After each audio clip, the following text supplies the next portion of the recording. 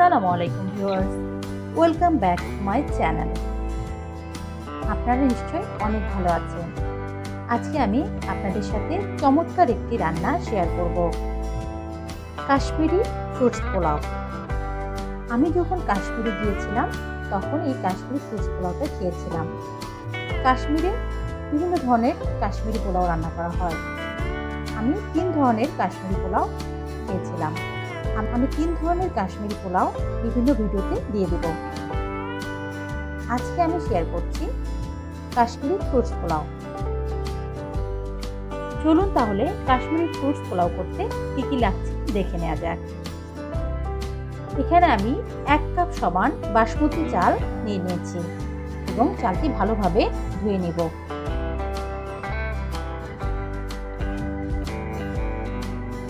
চালটি ভালোভাবে ধোয়া হয়ে গেলে 2 কাপ পানি দিয়ে আমি এটা 1 ঘন্টার জন্য ভিজিয়ে রাখবো। একটি বাটিতে আমি সামান্য পরিমাণ কেশর নিয়ে নিয়েছি। এখানে গরম দুধ দিয়ে ভালোভাবে কেশরটি নেড়ে নেব।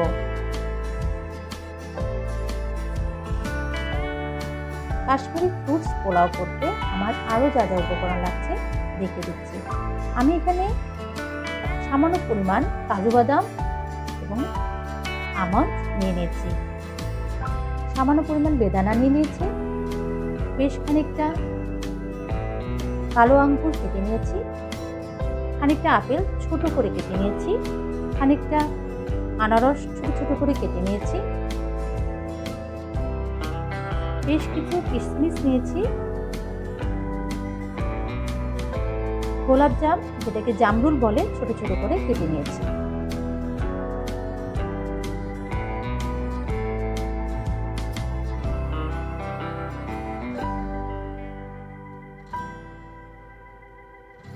চালটা 1 ঘন্টা পর ভালোভাবে আমি পানি থেকে ঝরিয়ে তুলে নিয়েছি।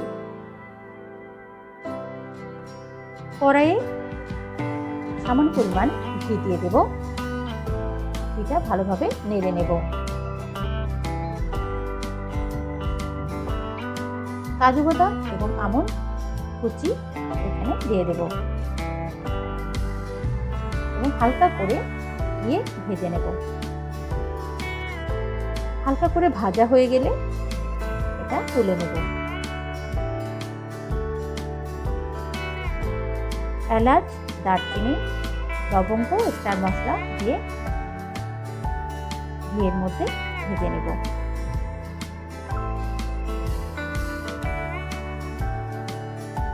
ঝরিয়ে রাখা বাসমতি চালটি দিয়ে দেব এবং চামচের সাথে ভালোভাবে ভেজে নেব। 5 থেকে 7 মিনিটের মতো চালটি ভেজে নেব। মোটামুটি ভাজা হয়ে গেলে কিশমিশগুলো দিয়ে দেব এবং ভালোভাবে চালের সাথে ভেজে নেব।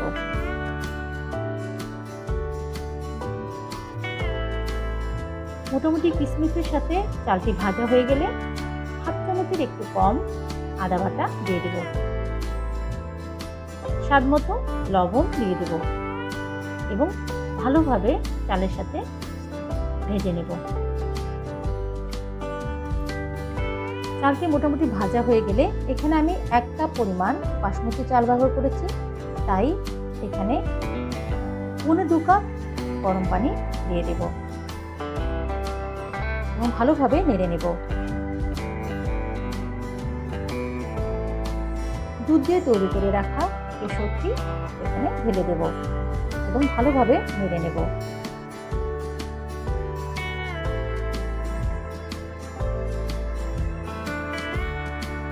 হাফ চামচের একটু বেশি চিনি ছিটিয়ে দেব। রান্না হওয়ার জন্য ঢাকনা দিয়ে দেব।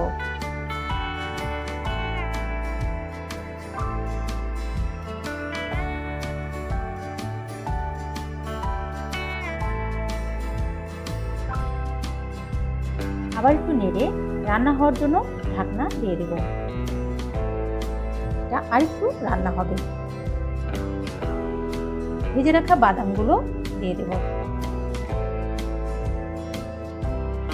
ভালোভাবে নেড়ে দেব এবং আরও 4 থেকে 5 মিনিট রান্নার জন্য রেখে দেব।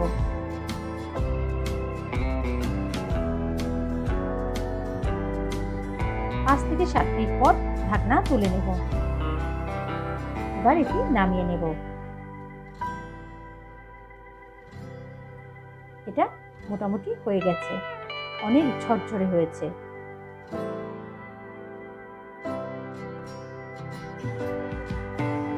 এবার কেটে রাখা ফ্রুটসগুলো মিক্সিং করব।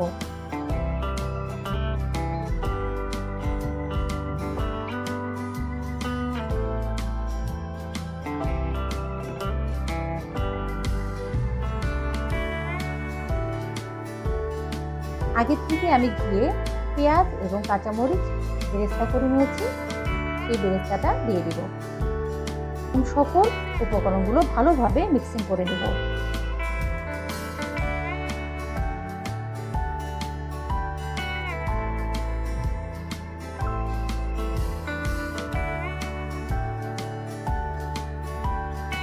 শেষে আমি সামান্য পরিমাণ ঘি অ্যাড করব। এরপর আমি একটি বাটিতে কাশ্মীরি ফ্রুটস পোলাওটি ঢেলে নেব।